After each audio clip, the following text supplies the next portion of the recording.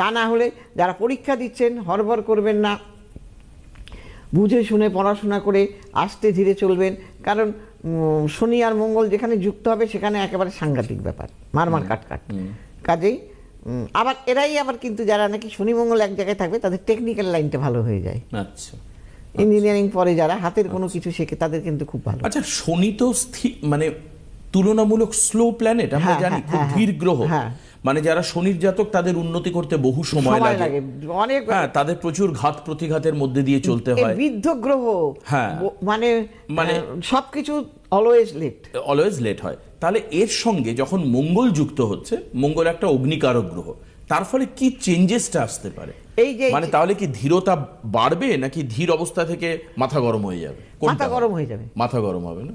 আচ্ছা, ধৈর্যের সহিত, ওই যে বললাম ধৈর্যের সঙ্গে কাজ করতে হবে। মানে ধৈর্য লুজ করবে লোক, ধৈর্য হারিয়ে। আমি দুটো গ্রহের টেম্পারমেন্ট অনুযায়ী বলছি।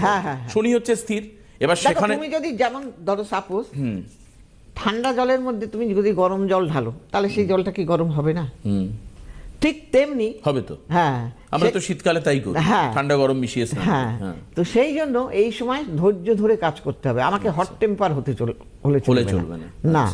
হ্যাঁ, তারপরে পড়াশোনা করছি সেই সময় হুটপাট করে, মানে যাদের ধৈর্য না থাকে না তারা হুটপাট করে কাজ করে। হ্যাঁ।